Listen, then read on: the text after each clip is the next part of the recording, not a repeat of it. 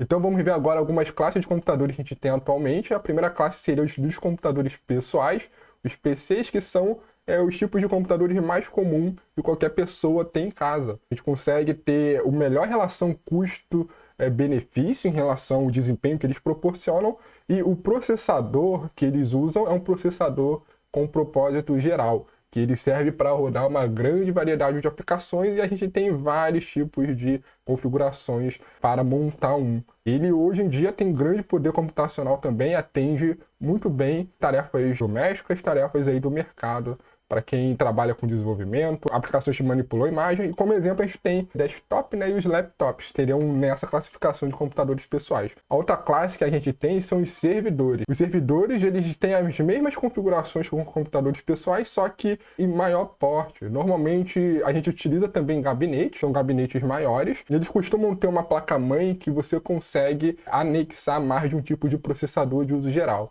Então esses servidores, eles são baseado em rede, ou seja, eles são várias máquinas que estão se comunicando em si por uma rede local. Eles têm uma alta capacidade de armazenamento de dados, desempenho, e tem algum tipo de algoritmo ali de confiança, onde você consegue suportar tolerância às falhas. Então, normalmente, alguma aplicação aí de alguma empresa, eles rodam num servidor, e os usuários eles requisitam algum dado, alguma informação desse servidor. E você pode ter tanto de pequenos servidores quanto a servidores ali médio porte ocupando alguns prédios. A gente pode ter uma sala somente com várias máquinas ligadas ali acessando uma rede local. Você pode estar utilizando externamente.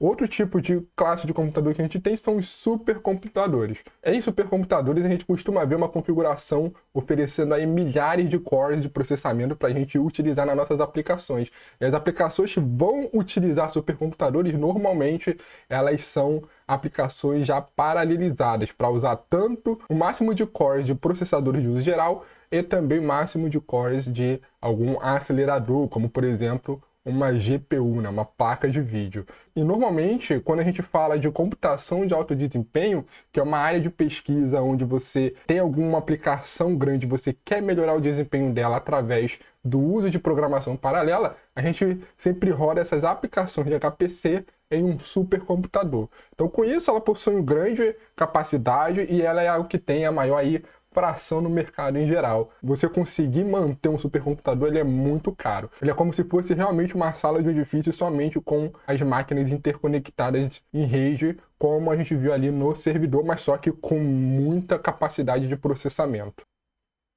E por último, a gente tem a classe dos computadores embarcados, que seriam algum tipo de dispositivos que eles não são utilizados para fazer algum tipo de processamento, mas ele possui ali, hoje em dia, alguma computação, algum componente de computador oculto. Então, o principal exemplo que a gente tem atualmente seria os smartphones, né, que é um celular utilizado para fazer ligações, e hoje em dia a gente tem processadores, aceleradores neles, e praticamente ele funciona como computador. Então, como exemplo de computadores embarcados, a gente pode citar tablet, smartphone, relógio inteligente, né, o smartwatch, smart home, podemos citar alguns eletrodomésticos que têm inteligência, podemos ver aí em geladeiras, micro-ondas e assim por diante.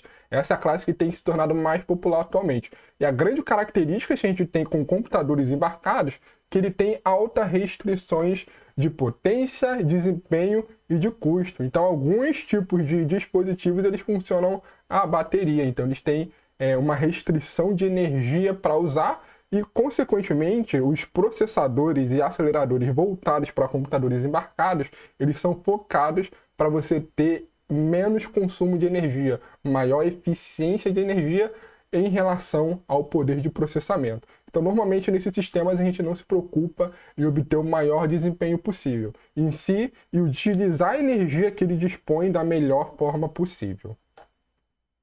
Então aqui a gente tem um gráfico muito interessante mostrando aí a era pós-PC. Então por muitos anos, o tipo de computador que era mais utilizado era o PC, por causa aí do seu custo-benefício, e também ele fornecia um bom poder de processamento, né, um bom desempenho.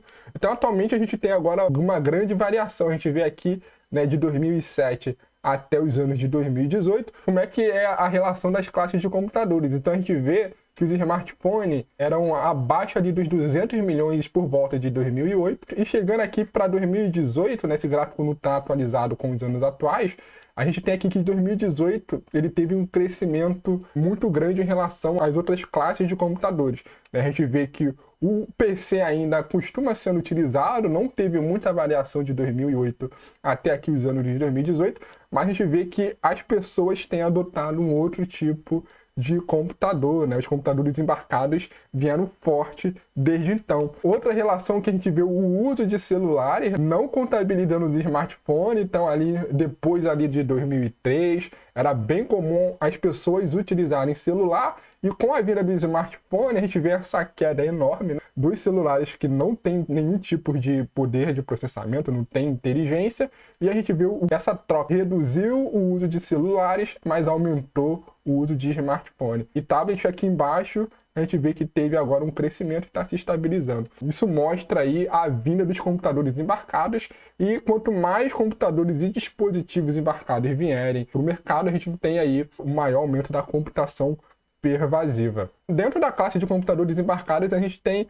outras subclasses. Então, a principal seria esse Personal Mobile Device, tá? Que é caracterizado por smartphone, tablet, e a grande característica dele é que ele é operado por bateria, se conecta à internet e ele costuma aí algumas centenas de dólares, né, em relação a custo. Na classe de computadores embarcados, a gente tem outros dispositivos que são sensores que normalmente obtêm algum dado de clima, alguma informação do ambiente para fazer algum processamento. Os PMD, eles são esses dispositivos embarcados voltados para o usuário em geral. E também na era pós-PC a gente tem a popularização da área de cloud computing, ou computação em nuvem. A gente normalmente ouve falar vários serviços que tem na internet, que é um serviço de nuvem, tanto para você alugar um espaço na nuvem para guardar os seus dados, quanto algum tipo de aplicação que você consegue usar na nuvem também. Em computação em nuvem, a gente tem essa classe de computadores chamada de Warehouse Scale Computers, que ele está na classe aí de uma grade computacional,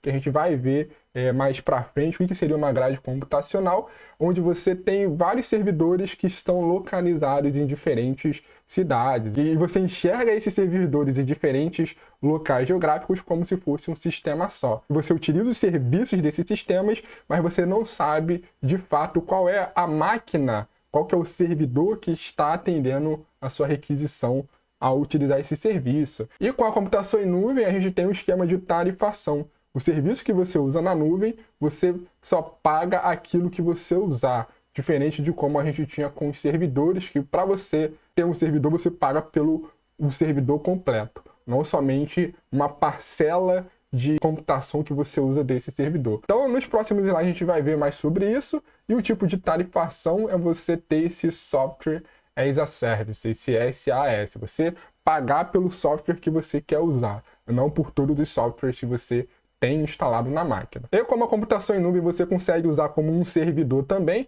a gente consegue rodar nossa aplicação fazendo que parte dela rode em algum PMD, em algum computador embarcado, e a outra parte ela rode na nuvem ou em qualquer outro tipo de classe de computador que a gente viu. E os mais populares que a gente tem hoje em dia são os serviços de nuvem da Amazon e do Google. A gente também tem o serviço da Microsoft que tem se tornado bastante popular, que é o sistema deles do Azure.